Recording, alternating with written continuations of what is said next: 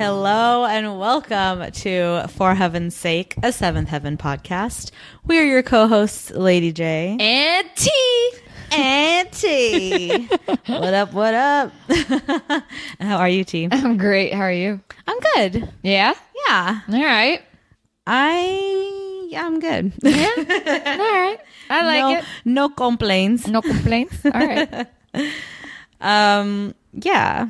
This is kind of a shit show of an episode. Not shit like it's bad, like, what's happening? Well, it's interesting because it's rare for Seventh Heaven to have a very obvious to be continued episode. Yeah. That's not a literal to be continued episode. Yeah, exactly. Like 916 does not end with the to be continued. It doesn't even leave you with the sense that it will be continued. Exactly. But yet 917, titled Tangled Web We Weaved, picks up right where 916 left off. Yeah. Which is kind of neat, you know? But and yet it also does sort of take its own path. Like it does have its own topics and concerns. Yeah. You know? It's interesting to say the least. The Amazon Prime spoilie is secrets threaten to tear the Camdens apart. Does it though? Okay. I know. And then the DVD description is, now that the Camden kids have lied to their parents about Mary, they try to cover it up with further lies. Meanwhile, Simon panics after a one-night stand. Yeah. So right off the bat, I'm just going to play this clip of Simon having breakfast please with do. his new flavor of the week. But those eggs look good. Sometimes it's tough telling someone something that's so... I mean, it's just that people aren't perfect. We all know that. But when it comes to telling someone something about ourselves that isn't so great, we just have a difficult time. Yeah. So I'm just saying Mary's not a bad person just because she doesn't want to be married or be a mother. Well, no. But it does make her an irresponsible person. Yeah, I guess. But people can't help who they are.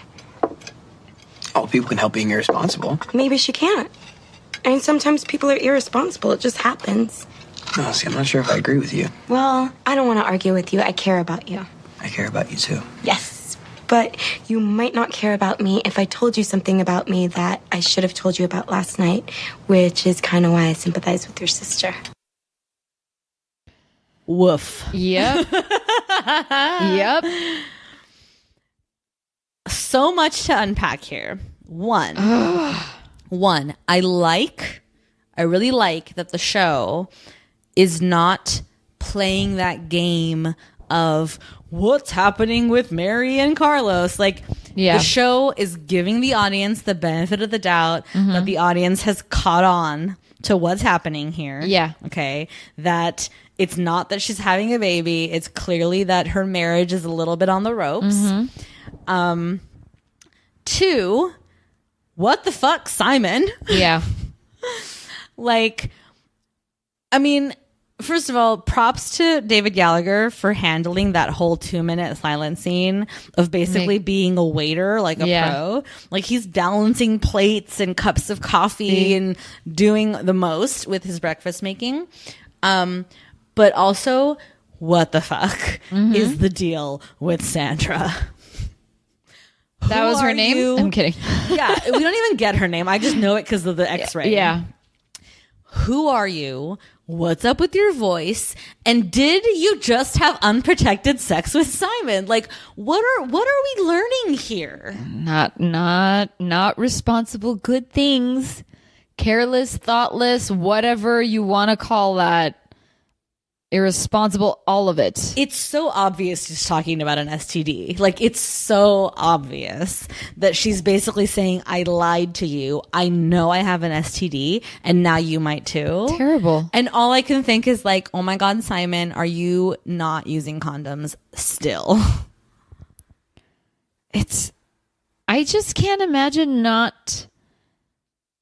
I don't know. Being careful? No, but that always. Yes. I can't imagine someone not being careful. That's besides the point. I feel like that should just be embedded in everybody. Yes. You know, like that Yes.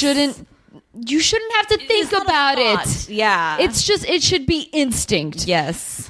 But the fact that she didn't say anything scares the shit out of me. Man or woman, I don't give a shit who it is. You got something, you have to say it. I don't care. Is it an awkward conversation? No shit. But guess what? You're in this predicament and you got to tell that person. I know. That's unfair. It's not only unfair, it's borderline psychopathic. Yes. Like the person who knows they have an STD and doesn't tell their partner is a psychopath. And also, you have an STD and you're just having a one-night stand left and right? I know. Did you not learn anything last night? Why didn't you enforce the condom rule last night knowing you have an STD? Like, what is happening here? The show is so hell-bent on making it like, ooh, look at Simon breaking all the rules, having sex before marriage. Yeah. It's not even focusing on responsibility, like on having responsible sex and safe sex. It's like you're missing a huge chunk of reality here, Brenda Hampton. What the fuck are you doing? It's infuriating. It's scary. And then only to learn at like 44 minutes later that he'll be fine because they had safe sex. I'm like, oh, so these two are just morons then, who had safe sex and are still tripping about STDs because they don't have any sex education because they're a bunch of idiots having sex. Like, and just hearing, so I've been with everybody that you've been with, and I've been with it. I was like, gross. Well, first of all, what happened to Anna? Yeah, that ship has sailed, clearly. Apparently. Yeah. Or they couldn't book her. Maybe she was like working on another thing. Yeah. This random actress we've never seen since. She was obviously a hot commodity. Dude. It's just, oh my God. I mean, this is a whole show just in and of itself. Simon and the trials and tribulations of a couple of idiots having sex when they don't know anything about anything, you know? Oof, magoof. So yes, everybody is spiraling because in light of the lie they just told their parents about Mary having a baby. Yep. Okay.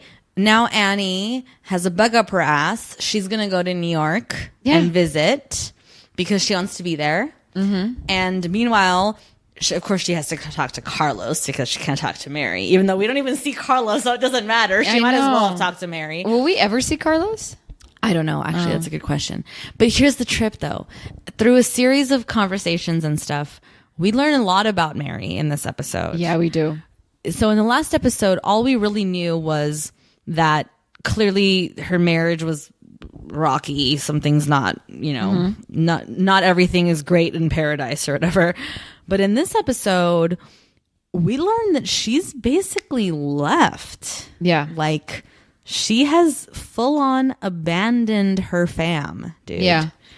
And what makes it worse is that we're also led to believe, or I should say it this way, we also learn that Carlos has no clue. Yeah. He just thinks that she has taken an assignment somewhere. Yeah. And yet, like, she's, like, ditched them. Which is... And, like, Lucy at some point, and I think even Ruthie, refer to it as, like, one of Mary's, like, vacations from reality. Like, I think Lucy says those words, right? I think so. And I'm just like, oh my God, Mary. Like, it's one thing for you to have been flighty and sort of, go where the wind blows you. This is big. But this is your husband and child, most importantly, we're talking about. And we're to understand that you have just up and ditched them for possibly indefinitely? I guess. That is some dark shit, dude. I have no words.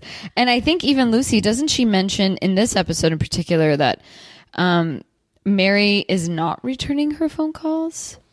No, I don't know that it's in this episode. Spoiler alert: we've watched a few as of this record, but sorry, I don't know that it's this episode. But although it is sort of hinted at that, like, you know, because here's what it is, right? Everybody basically, meaning Ruthie, Lucy, Simon, even Matt. Everybody is basically trying to play damage control because now Annie is like, I'm going to go to New York. I'm going to visit. She's all excited because she has no clue. And so now they don't know what to do because Simon got them into this mess by lying about this whole thing. Yep. Mary's gotten them into this mess by apparently confiding in each of her siblings that her marriage is over, but not confiding in her husband or her parents. Yeah. Making it this big secret or whatever. And so they don't know what to do because they don't want Annie to go all the way to New York only to discover that it's not true. They don't want Carlos to deal with that, you know? Yeah. And they don't know what, and they don't know how to untangle this web of lies they've weaved, dude, right? So everyone's like putting it on Simon, like, Simon, pick up your fucking phone, you need to come clean because we don't know what the fuck to do. Meanwhile, now Simon's dealing with the scare of his STD or whatever, so he's like out of commission pretty much the whole episode. He's like, y'all fend for yourself, I got problems. My biggest problem with Simon in this episode is, one, his complete ignorance and stupidity, but also when Eric finally drives over there because he's convinced that something's going on. Well, yeah, because he listens to Matt's voice messages. That's right. When Eric does go over there and they're having that whole conversation and Eric's playing that game of like playing stupid and sort of trying to draw the truth out of Simon divulges Mary's truth, so that he doesn't have to divulge his own. Exactly. And it's so gross. It's such an ugly color on Simon. That you're just like, oh, couldn't fess up. Simon, my boy. Like, where have you? How far you fallen? You know. And in a weird way, oh God, if I'm not mistaken, Lucy. Even she's like, that's all he told you? Well, right, because at this point she knows because he's already talked to Kevin, and so Kevin has, of course, talked to Lucy about the STD thing. And I have to admit, like, two things went in my head when Lucy did that. I was like, oh, Lucy, don't be the one. Don't betray your brother right now. And then also, like, God, but maybe they should know. But I was like, no, I don't think they need to because he still doesn't even know what his issue is, like if he has an STD or not, because you and I, the audience, are here to believe that this boy has been having unprotected sex. Right. And it's quite the opposite. He's been protected. Right.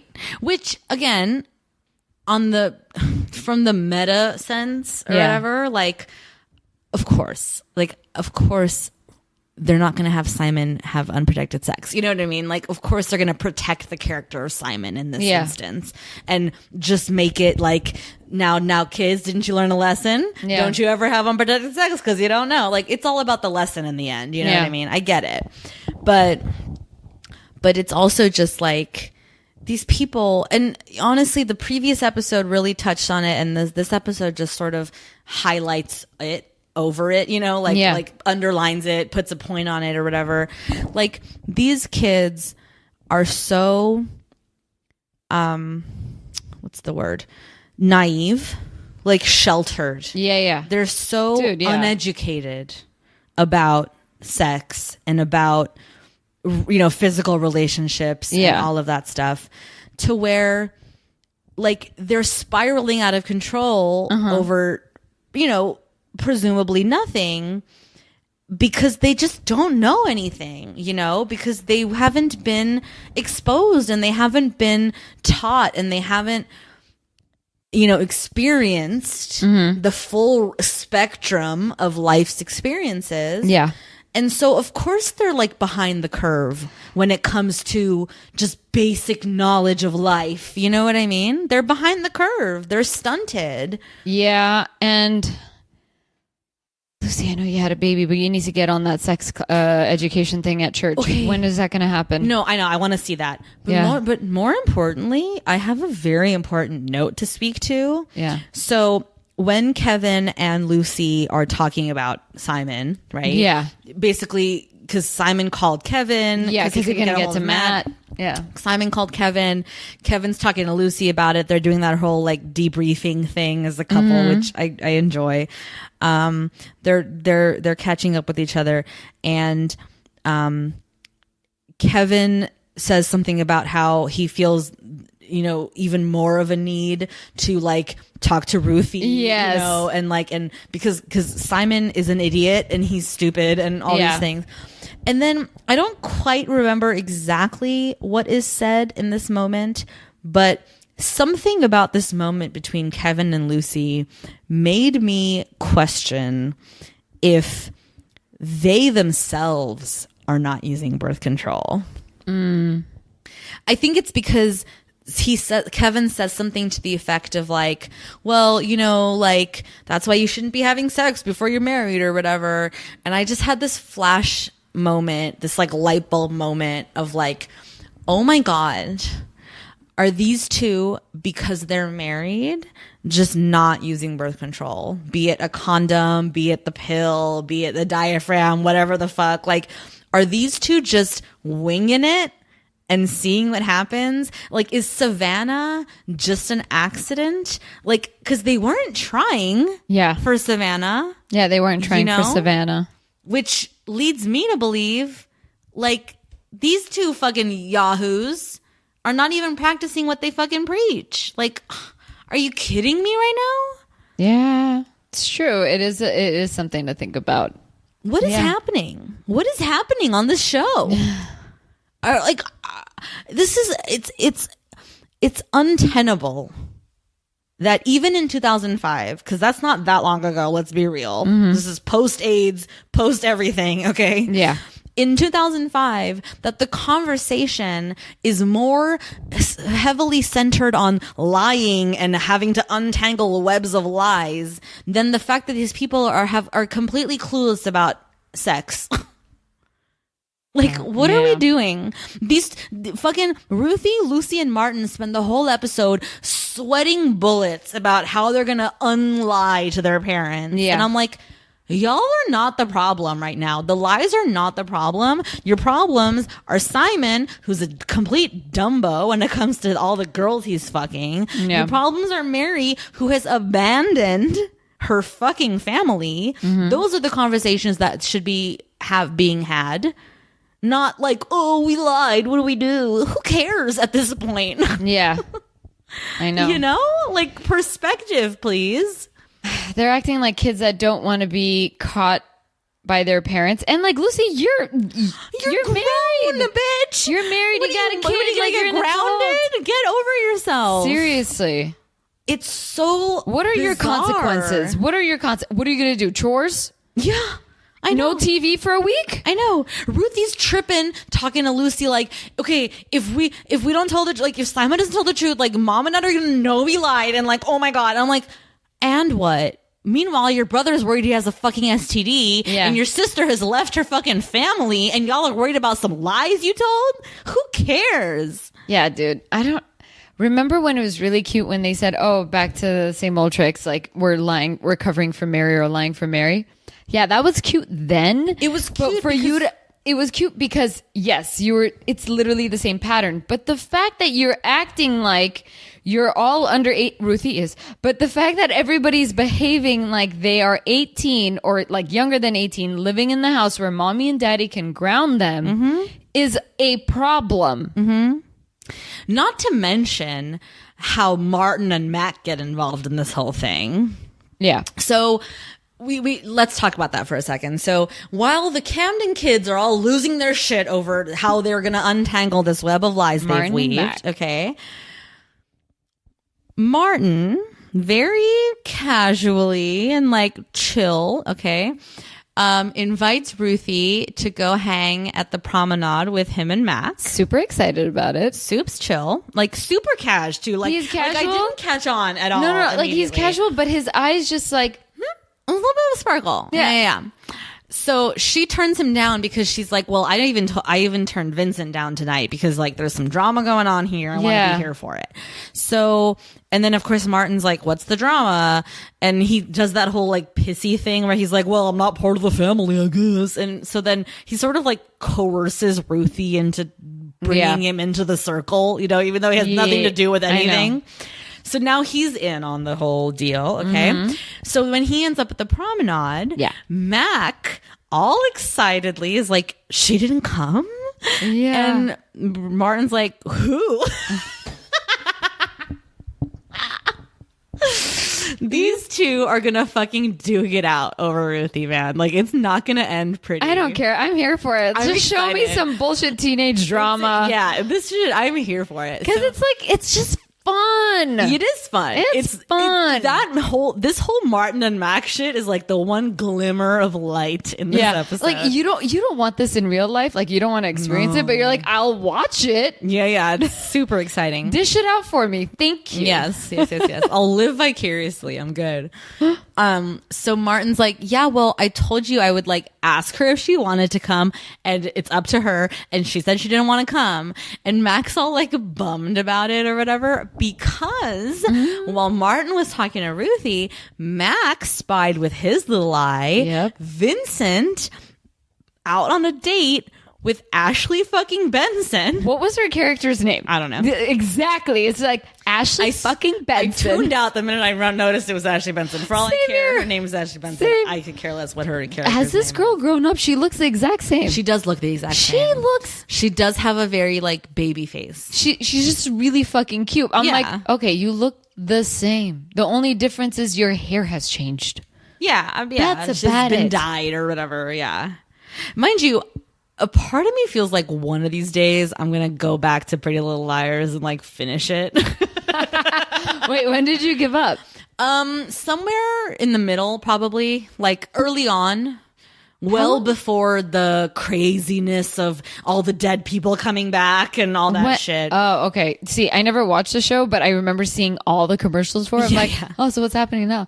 And I know a few people that watched it, and they just said it was like a car accident. You just can't look away. Yes, that's how it was for me as well. Like, as far as I could go with it. Like, for a minute in my household, Freeform, or at the time ABC Family, was like all the rage. Yeah. And then it just sort of, we just got over it. And it was around the time, I'll be honest, it was around the time Kyle XY got canceled. Kyle XY was our jam in my household. We were all about fucking Kyle XY. Killed in its prime. That show was gold. It deserved a second, fifth, millionth chance. I don't care. That show was going places. Pulled in its prime. I don't give a shit. I still don't know what that show is about. All I know is a guy without a belly button. Yes. Because do you even want to know right now? You should know. Because he's not human. I mean, he's human, but he wasn't gestated normally. Like, he was like created in an incubator or whatever. Oh, that's kind of cool. Like, he was grown in an incubator, so he doesn't need an umbilical cord, so he doesn't have a belly button. What? Holler. It was the greatest show of all time. That's kind of cool. Yeah. Anyway, so fucking Mac has spied Vincent on a date with Ashley Benson. That little shithead. And right away, I'm like, oh, okay, Vincent, you just fucking songed and danced your way back into Ruthie's heart. Yep. And now you're going to be tripping over her because she said no to you for one night, like where she was like, I can't go out with you. Now you're going to try to play this jealousy card, Vincent. Vincenzo, get the fuck out of my face, asshole. Can't handle him. Fuck you, Vincenzo. Sorry. So, of course, Mac and Martin confront him, or rather, they see him. So and Vincent walks over. Yeah, he comes over and he's like, "What's up?" And then Martin feels compelled to like spill all the beans, spill all the tea, in an effort to explain to Vincenzo why Ruthie didn't come out. Like, he's like defending Ruthie's honor by spilling Ruthie's secret. You know what I mean? It's a really gray area he's walking on. He should be like, dude, she's dealing with a crisis. fuck you, and left it at that. Right. It's not his place to spill the tea. Yeah, he's like, yeah, I don't know. Mary, I think she might have left the family. I don't know. And then Mac. Oh my God. Fucking Mac. Any excuse to go back to the house, bro. I'm a child of divorce. I know what it's I could like. talk to her about this. Like, He's like, what? Mary left? You don't even know Mary. It doesn't matter. I know the Camdens. Fucking Mac is just like looking for an excuse. Look. If Mac is going to behave like this, if Mac is going to be, I'm all for it. Because like, if he's going to give me just like that comic relief here and there, like, you fucking turd. Like, he's such a little shit where you're just like, Mac, like, what is your deal, bro? Like, I don't know. Are you gonna make a move or not? What is happening right now? It's terrible because I don't appreciate this kind of personality in a person, right, at all. Mind you, you're here for it with Mac. Yes, I'm like, let me watch this shit. Yes. You know, like, dish it out like a telenovela. Yes, I'm like, so I eat it up, dude. It's like fucking popcorn. It's so exciting and like fun and funny and just all the things. Like, yeah, because Mac is the perfect like instigator and like poker to Martin right now. Yes, he's like, dude, I know you're probably going to end up with her, but I think I have a chance, so let me see if it's going to happen. I want to play this clip between these two. Okay. What Martin says in this moment is like so clutch. She didn't come? Who? Ruthie. No. I thought she was coming. I said I would ask her if she wanted to hang out with us. I asked her, but she didn't want to hang out with us. Why not? She said it didn't work out that great last time. Yeah, but that was before I knew that she has a crush on me. Had a crush on you. She had a crush on you. She no longer has a crush on you. She has a boyfriend. Had a boyfriend. I saw him wandering around with some girl. Would have been the perfect time. For her to hang out with us. You're too old for her, and you're not going out with her. And if you do go out with her, you're not going to be my friend. I knew you liked her. No, I don't. She's like a sister to me, and I would never let my sister go out with you. Shut up. Lies you tell yourself, Martin. Lies. My favorite, he's like, and if you do go with her, you're not even my friend. Like, it's so the greatest. God. He's like, no. Like, it just, he's like, why didn't Ruthie come? Like, it's just so cute. Yeah, he's truly disappointed that she's not there. Oh, it's man. so much fun to watch. They're treating Ruthie like she's the hot senior. No, it's kind of funny. Okay, let's actually, now that you've stepped in it, let's talk about this. What did I step in? No, the idea that like they are treating Ruthie like she is a person who doesn't have autonomy or agency over her own self, like as if she is a prize to be won. And true. Ruthie is her own person, you know. Ruthie, this is the greatest moment though. I don't know if it's very subtle. I don't know if you caught it. So they end up back at the house, right? Oh, I caught that. And then Vincent comes over. Yeah. And he bursts in and he's like, I don't like it. These two being here. I don't know if you know this, Ruthie, but they both like you. And Ruthie's like, oh, I know. Holy shit. I know. We just blew this thing wide open. I loved it. I was like, Ruthie. It's so perfect. Oh my God, it's like, it gave me chills. Like, I wish I was a character on that show for this particular scene, but I like, would high slow five clap the fuck out of it. Or I just like, high five, yeah, bitch, get it. Yes. Well, I wouldn't call her a bitch, but you know what I mean. You call her like a batch. Yeah. Yes. Dude, when she says, oh, I know, I'm like, oh my God, Ruthie, you little minx. Ugh, she's so the greatest. Yep. I love it. Oh, she's just the fucking greatest. I love her so much. Fucking Vincent, mind you, is like mea culpaing all over the fucking place. Oh, yeah. Because Martin and Mac make him feel bad. So then he immediately tells Ashley Benson, like, listen, this was really about jealousy. She's like, oh, I get it. You're not the first one. Bye. Yeah. Oh, by the way, we're never going to go out on a date again. Right. She does say that. Yeah. Spoiler alert, we will see her again. What? Yeah. Damn it. So then he goes running to Ruthie and like basically tells her like, oh, I went out on this date. It was about jealousy, whatever. She's like, you know, you can do that. Like we're not like Soup's exclusive, you know, it's fine. But I felt that, you know what's weird to me? I thought that was weird. That she said that? Yeah, because she likes Vincent. Yeah, but see, that's so Ruthie though. To be like chill. But then in the next breath, they're like, okay, but I really like you. And she's like, well, me too. So then they become exclusive. You know what I mean? Like, basically. It's so Ruthie to be like, it's fine. You know, like you can do that. I can do that. It's like chill, you know? And then meanwhile, she's got 4 people in love with her. Yeah. So anyway, so now these 3 are like swinging their dicks around. Like neither of them want to leave. Like no one wants to go. Everyone's like trying to like claim possession over Ruthie or whatever. And it's not until, and then the phone rings and it's this hilarious thing.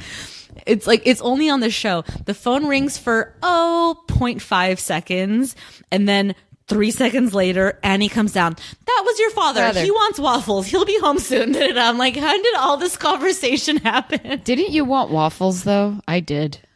Seeing them eat waffles, I needed waffles. And I'm not a waffle person, mind you. Not to say waffles aren't good or bad. I just never say, waffles. Waffles are delicious. I just never get them. But when they were eating it, I was like, waffles. Yeah, Belgian waffles. Are you hashtag waffles or hashtag pancakes? Fuck, I love pancakes too.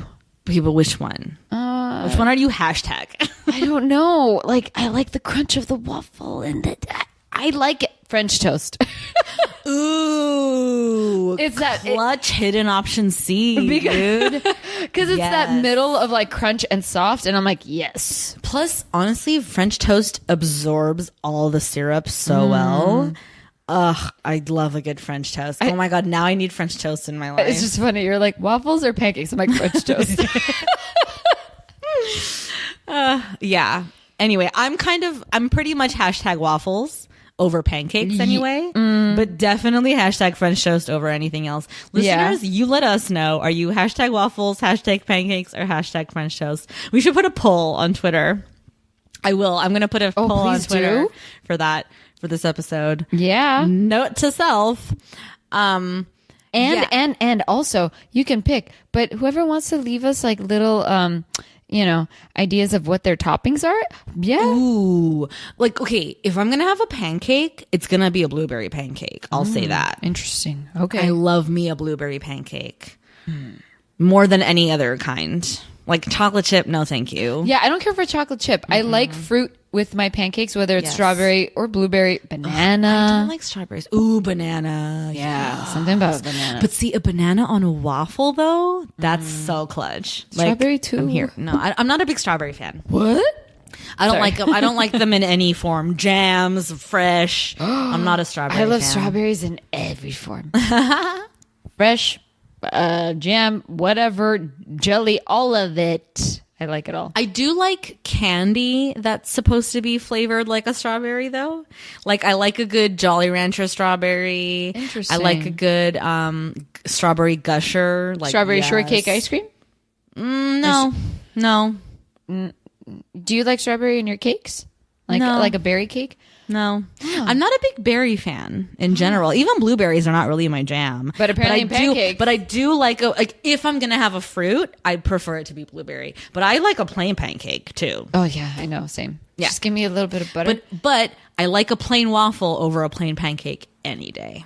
Something about a waffle, man. It's so late. Now I want breakfast. I know, right? I love breakfast at dinner. Let me tell you. Who are we? Leslie Knope and Ron Swanson. Okay, anyway, so this fool wants waffles. Yeah. And everyone's like, what the fuck are you talking about waffles now? It's like the middle of the night, whatever. And mind you, they're still harboring this secret, Then they don't know that Eric now knows the truth about Mary. So they're all eating waffles. Mm-hmm. Eric comes home. The boys, all 3 of them, immediately are like, good night. Peace out. Like, seriously. Martin goes upstairs. Mac and Vincent, like, peace out. So it's just the kids plus Kevin. I don't even know if Kevin's there now that I'm thinking about it. Yeah, he's sitting next to Lucy. I mean, where else would he be sitting? Well, he could have like checked on Savannah or something where it's just the Camdens again. Anyway, so he comes in, he's like, oh, waffles. Oh, they go so well with the truth, don't they? And it's like, dun, dun, dun. I was like, what? But, and here in my head, I'm like, wait, when was that a thing? Why do waffles? The old saying, eat a waffle, tell the truth. Yeah. Yeah. No idea. Never heard of it. Yeah, dude. So basically the kids are now sort of faced with the fact that there's a truth to be told, Here's the thing. This is me. I'm weirded out that you are willing to dish out some crazy truth over a meal. Why? I don't know, because then I will tie that meal forever with that moment. Well, that's why it's waffles specifically, I think, because I think why? Because it's a web. No. Okay. No, I think because Eric wants it to be tied. Like he wants to create a tradition around the idea of like midnight waffles and it being a real thing. You know what I mean? Like it's not just fun. We're here for a reason. I have to admit, I do have like a, what's it called? If you're down, you're pissed at life or something's going on, I do make a crazy grilled cheese sandwich for anybody that like is in a pickle. You know how like, what's it called? Sheldon offers a cup of tea. Mine's food. And it's usually grilled cheese. No, tell me what constitutes a crazy grilled cheese. Oh, it's halloum. I use halloumi cheese. Cause that makes it crazy? Well, I thought you were going to say you put some pickles in there or something. No. Well, see, it varies. It depends on my mood, but like I'll add like hot pepper paste. I'll add like mint in there. Ew, mint and cheese? Dried mint with that cheese. I just don't like mint. I have an aversion to mint. I add a little bit of it, and whether it's like butter or olive oil, but olive oil is as a topping, but usually like, oh yeah, you need that butter. You need that butter coat in that bread. Exactly. So it's just, it all varies what the mood is. I'm like, how plain do you want it, or do you want to go crazy? That's the first thing I ask, and then they go, go a little crazy. Okay. Then I start looking at my fridge. Now I need to keep that in my cap. Like next time I'm having a moment, talk to T and get a grilled cheese out of it. Yeah, I don't know what happens, but like for some odd reason, if you got shit to dish out, I make grilled cheese. I don't know why. How sweet. It's weird. I mean, I just drink. I'm the person who's always got a fridge of alcohol. It's like if you need a moment, honey, you come over. I'll open that bottle of wine. I'll open that bottle of vodka. I got you. Let's do this thing. So crazy. Yeah. Now I can do a grilled cheese and waffles. What is this salty? Oh yeah. All right. Go on. What happens in this episode? Right. So basically that's it, right? We're led to believe that the truth comes out off camera. Yes. Well, I mean, the truth is already out. Eric knows the truth. Yeah. But now the Camdens have a chance to, admit the truth or whatever. I really felt bad for Annie. Yeah. Because she was so excited. Well, she and Eric have that moment. Again, how the sausage gets made. And at this point, he knows, right? They all know. It's after the waffle dinner. Everyone's gone upstairs, right? And it's just the two of them. They're sitting there, and Annie's like, okay, so like, what are we gonna do? Yeah. And she's like, okay, well, I'll call Carlos tomorrow and tell him I'm not gonna come, and we'll just wait for Mary to talk to us because she needs to tell us her news. Like, this is not nothing, and then. They're like, and then that's when they're like, does Carlos even know? If we don't hear from Mary for a few months, then we're going to have to call Carlos. Like my heart ached at that. It's so sad. I was it wasn't even a mutual like parting. It's like she just up and ditched. Yeah. Man. And when you're saying months, I'm like, wait, you're going to leave him hanging for months? I was like, oh, a day is too much. Atrocious. A day is too much. Atrocious. Also, what does Carlos do? Does he not work? What happens to baby Charlie? Well, he's like, what? Like, who's taking care of the baby? I don't know. It all sounds crazy. And also, when you hear Annie saying how she would actually escape her family for her alone time, which we did see an episode where she actually went to the beach alone with Happy. Yes. And, there's something to be said about that. I'm so glad that was brought up. That that sometimes you need to get away for a minute. Oh, yeah, definitely. For whatever it is. Yes, mental health, whatever. Like, yes. I'm glad that Annie brought that up. She's like, well, I've done it, but never did she think that she would truly leave. And it's never been like, peace out, bye, no explanations. It's like, I'm gonna take a couple of days. You got the kids, cool. This is like this sounds legit like Mary up and ditched, like high and dry in the middle of the night. No clue of where she is or isn't. Yeah. And obviously isn't telling her family anything. Like they don't know where she is. I don't know. I mean, I can't speak from experience, but I don't know. I can't imagine. That's all I can say. I no experience whatsoever. I don't have a family of my own. I don't have kids. Like, I can't imagine. I can't speak from experience either. I don't know, but I can envision, objectively a world in which she wakes up one day and she's like, I'm in a horrible marriage. Or not even I'm in a horrible marriage, but what have I done? Why did I marry this guy and get away? But to abandon your child? Yeah, that I can't even envision that. Like, I don't understand how that works, Yeah, I can't either. I don't know. Especially when for all intents and purposes, it's not abusive. She's not getting away to save herself. You know what I mean? Yeah, you've shown us Carlos, and he's cute and sweet. It sounds like she's getting away for selfish reasons. That's what it sounds like. Makes it almost like unforgivable. Mm-hmm. I don't know how you come back from that as a person. It's a little fucked up. It is. It's not a little fucked up.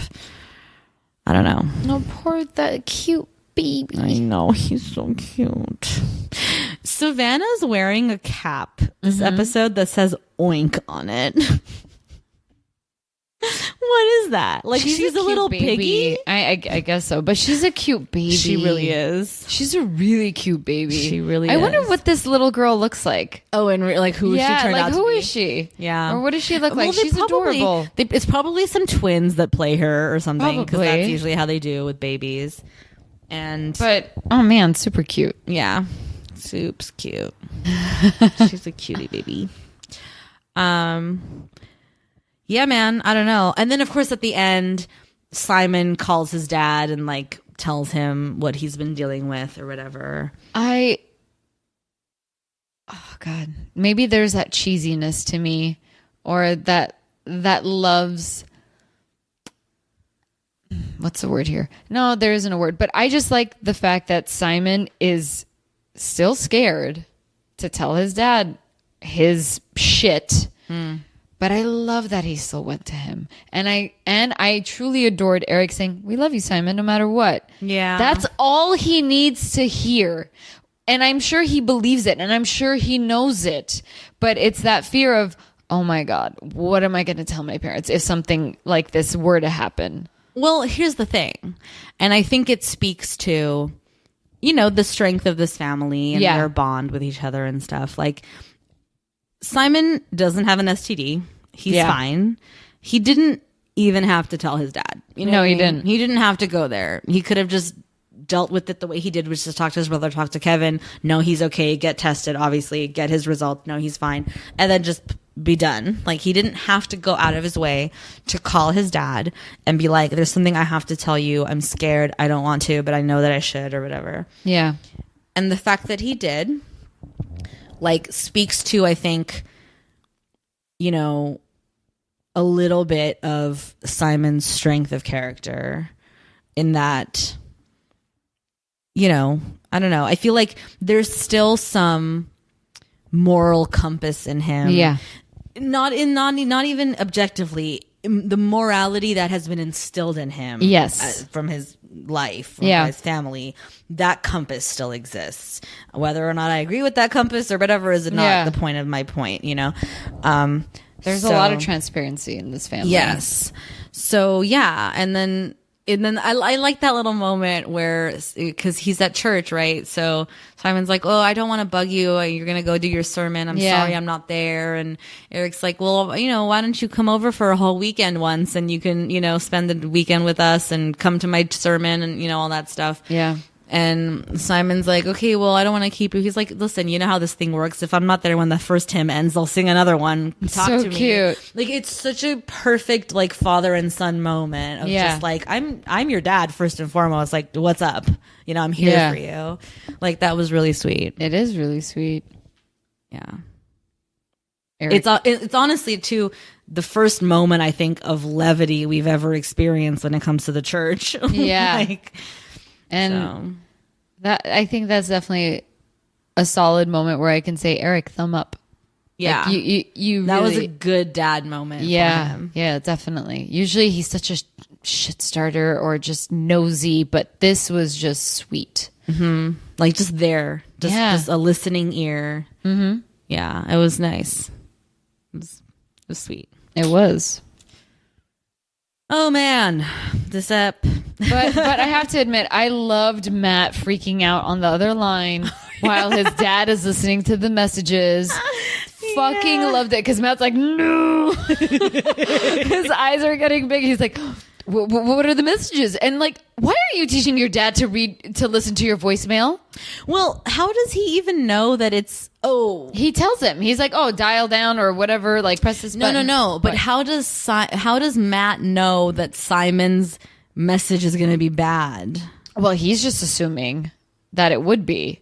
Only maybe because of Mary. Oh, well, plus they know the secret and all that stuff. Yeah. So he probably assumed it's about that or whatever. Yeah, I don't think he knew about. Well, I mean, in the previous episode, right? Like he did mention that he wants like birth control pills. Oh, right. So in his mind, it's like it's gonna go one or the other. It's bad news either way if Simon's calling me or whatever. And he's like, what's happening? And he goes, oh, Simon called. All is good. And I was like, sneaky dad, back to your old, Yeah. When you did There's that scene where Annie comes into the bedroom and Eric's like sitting in the chair reading. Yes. Or, prepping his sermon or whatever. Yeah. And she's like, oh, I'll just pack quickly and I'll get out of your way. Like, I don't want to disturb you. And Eric makes a comment like, well, you and I both know I'm already pretty disturbed or whatever. Like, nothing's okay. And mind you, this is before they know the truth about Mary. This is before anything. It's just all he's heard is Simon's voicemail to Matt at this point. Yeah. And he's fucking spiraling over it. That's just his nature. That's who he is. So what are you going to do? Yeah. So I don't know. Again, Mary, man, she's gotten herself into some shit here. And again, I wish I could care, but the show's not going to care. Yeah, so. I don't know why I'm supposed to care. And plus, like, why is this happening? Where is it going to take this family? What is the point of this? Right. Where do we go from here? Yeah. Why? Yeah. Very good point, T. Like, she's married. She has a kid. Just say that you go when you visit. What is the point? Let Simon have his shit to deal with, which he does. Right. Which is plenty enough. of. There's enough drama with Simon and Ruthie. You know what I mean? Like, let that be enough. Why do we have to drag another character who's never even going to be on the show into the mix? I know. I don't know how it's supposed to. Honestly, though, here's my thing: is by the end of this season, it better pay off. Like, I'm not saying, I know Mary's not going to make an appearance, but this whole thing better fucking pay off. Like, there better be a greater lesson to be learned from it. There better be something that ends up like going down. And, like, if they're going to do this, there better be a fucking good ass reason for it. Otherwise, I'm going to put this up this season just as low as season 6, 7, and 8. You know what I mean? Yeah. Don't hold your breath, hon. I know. Hate to say All we it. can do is wait and see, I guess. How did? It's like I have a question, but I don't want to offend our listeners who have watched this show from beginning to end. But honestly, like, I'm having a hard time with this show, especially because you're bringing up a character again that's never going to come back. I don't know where this drama is going to take the family. were you not annoyed? What made you stick around? Yeah. To continue this for 2 more seasons. We have 10 and 11. Yeah. I would be so upset. Yeah. I'm upset, and I'm not even the craziest fan of this show. I'm really not. Like, there's some stuff that, yes, I love. But again, it's like a handful of things, guys. It's not few and far between. Yeah, I can't say it's from season 1 through season 9. And again, I'm not trying to offend anybody, but I kind of need to understand, like, I'm hurt for Mary, and Mary's not even on the show. And I don't know what this means for the family. So I don't want to speak for our listeners who were fans of the show. And please let us know, because all of the same questions, or all the questions that T just asked, we're both very curious about. And I should mention, though, I will mention this. Like, we have an Instagram account. We follow a few Instagram accounts. Yes. And I do see some people that post some really sweet little nuggets of the show. Mm-hmm. And I get it, like, especially because, one, you chopped it to that perfect little thing to tell me that story, or to gain that wisdom from that one piece of, like, whatever, truth bomb right there or something. Right. Okay, those I get. Again, far in between, but I see it and I get that. But as a whole, I'm just a little confused. That's all. So that's what I was going to say. So again, not trying to speak for our listeners, but I'm going to try to put myself in my 2005 shoes. Yeah. Right. And okay. Back then, there was a little bit of mysticism when it came to television. Oh, right? Yeah, definitely. Things were not as, like, transparent and open book as they are now, where everyone's like, well, you can just look on Instagram and figure out what's going to happen next, because you know, and there wasn't much of that back then. Mm-hmm. So I could see where, even for Brenda Hampton, she doesn't know, and certainly the audience doesn't know, that Mary's never going to come back. You know what I mean? I think too that, again, from the perspective of, like, once a week, you got to wait a whole week to watch it. If you missed it, you missed it kind of television, right? The fact that they're talking about Mary and that the storyline centers around Mary makes it feel like she is still a part of the show. I know. Even though you don't actually see or hear from her, like, she's very much still a part of the fabric of the show. You're shitting on her. So you're invested in the character, even though you're never going to see her again. You know what I mean? Yeah. And then also, too, the most important thing that we can't ever forget is, in season 10, and especially when season 10 ended, everybody believed that was the series finale of the show. Oh, season 10, Yes. No one knew it was coming back for a fucking once more around the track season 11. Man. So I truly believe that the season 10 finale is going to be a really great series finale. And then season 11 is just going to shit all over the place. Oh, no. And be garbage that doesn't need to happen. So sad. I'm excited for it just for that reason. Like, just to see it, like, crash? I want to see it crash and burn. I want it to be like, oh my God, why did they do this to us? You know? Interesting. So in that way, like, I'm actually kind of really looking forward to the end of this season and going into season 10. Like, because I feel like this is the show, you know, sort of like ringing its final bell and being like, we're going out, this is how we're gonna do it, you know. And then we get the splash of season 11 where you're just like, what? You know. Interesting. Obviously getting ahead of ourselves, but right. So again, listeners, we want to hear from you. Let us know, like, what is it that you stayed for? Like, what is, like, what kept you watching the show? Because that is an interesting thought, you know, because I think most everybody would agree, certainly I think our listeners would agree, that in hindsight, you know, 15 years removed or whatever, this show does not hold up. Like, it doesn't. It can't hold up. Look, I watched Dawson's Creek. I did, and I finished it. I don't know if that holds up because I haven't watched it. ever since it finished. Not once. I haven't watched a single episode. I rewatched the whole series, I would say maybe 5 years ago. Mm-hmm. And it held up for me until like the last couple of years when they were in college. Okay. But all the Creek drama in high school held up for me. Really? It did. Okay. Yeah, see, I have no idea, only because I finished it and I was done. I walked away, haven't watched a single episode since it was over. But I don't even think Dawson's Creek is the gold standard to which to compare things. For me, I don't think Buffy is the gold standard. Buffy was fun. To which you compare and things. I was late in the game with Buffy.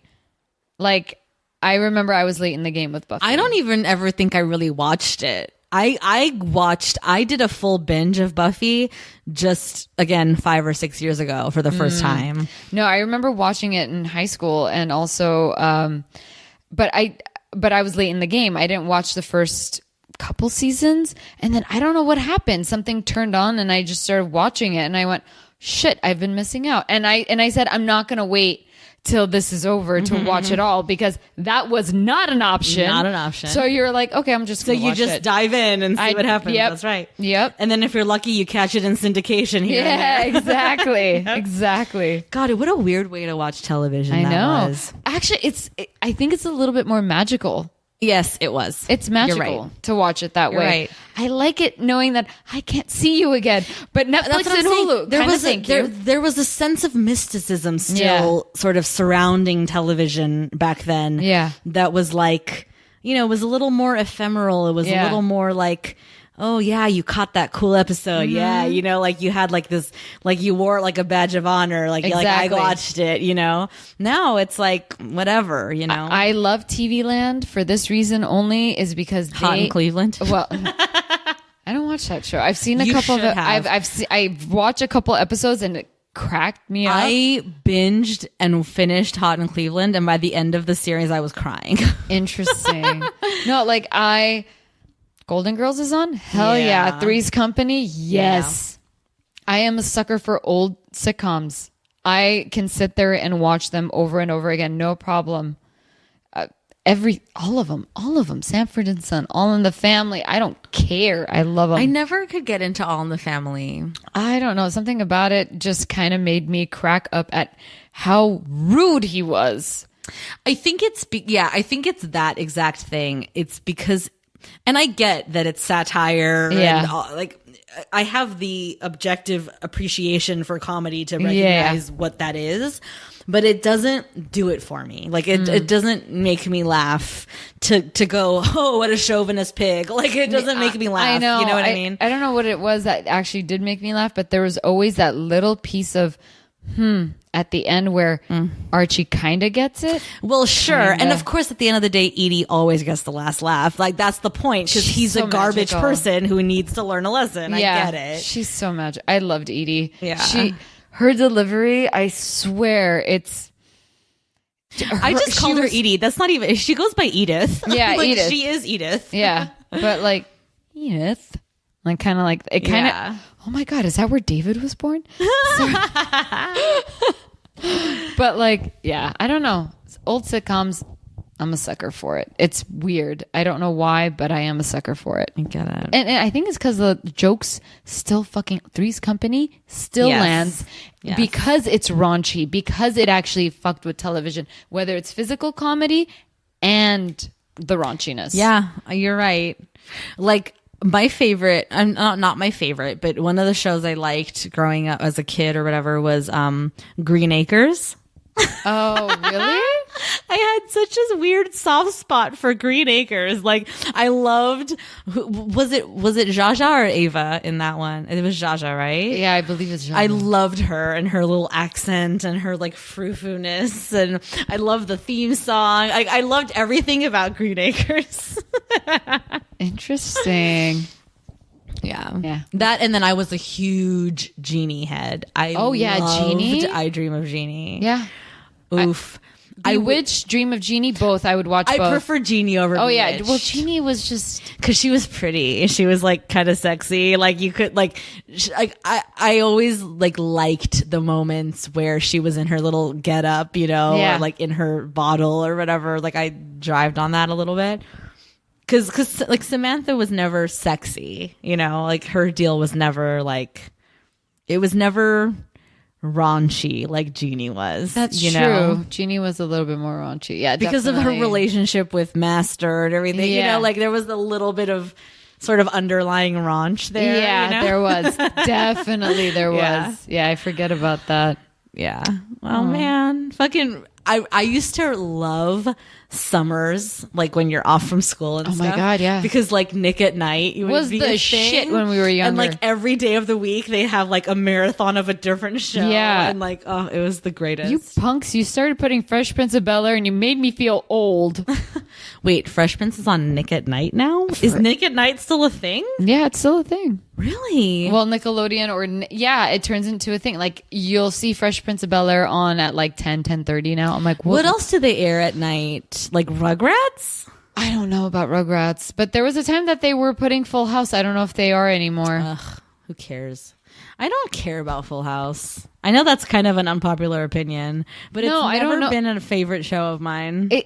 I don't think it should have been a favorite show for most people. Really? No, the jokes don't really land all the time. They kind of don't. All right, yeah. I mean, I know they don't land for me, but I'm trying to be like objective and be like, whoa, I don't know. It was, I don't know. It was a very wholesome show that wasn't 100. It's a bit too cheesy. Yes. Yeah. Yeah. Yeah. It never really walked that line of like, oh, you know. Exactly. But there, I have to admit, there are a few episodes I'm like, yes, I love these episodes. Well, it's usually just like, you know, Jesse and Becky. Oh, sure. Yeah. They're fun to watch. And like Steve is cute too. Steve and DJ. I don't care about Steve. I don't know. I think it's because he's Aladdin voice, you know. Even in Fuller House, like, because there's this whole love triangle between her he was and in Fuller Steve, House? and then this new guy she's with. And I was like all about this new guy, and she ends up with Steve, and I'm like, are you fucking She ends kidding up me, with DJ? Steve? Well, she basically chooses Steve over this other guy. But then I don't know that she's with him now. I think I feel like the universe keeps pulling them apart, you know, kind of thing. Like they can't really get together till the very end or whatever. You know? Interesting. Yeah, I don't know. I think the reason why I like Steve is because in my mind I know he's Aladdin. Is he really? He's the voice of Aladdin. No, he's not. Yeah, he is. Yeah, he is. You're right. I can hear it now. He's definitely, yeah. Let's rate this episode. Oh, I know, right? The tangents of tangents. The tangled web we weaved. I know. Thumb up, thumb down. Okay. Because this was kind of fun. Fucked up, but kind of fun. I mean, listen, the Mac and Martin shit alone deserves a whole thumb for sure. I'm gonna give it one thumb up, one thumb down, I think, too. Okay. Because yeah, I mean, it's not the worst, you know? Yeah, it's definitely there's some entertainment in here for sure. Yeah. I can't hate it. Okay. Okay, any stray observations, or is that going to do it for us? Oh, I think that does it. All right. Well, as always, don't forget to subscribe, rate, and review on Apple Podcasts or wherever you get your podcasts. You can find us on social media or send us an email. We're also on Patreon. All that information is in the liner notes. You lovely, lovely listeners. We love you guys so much. And until next time, bye. Ciao.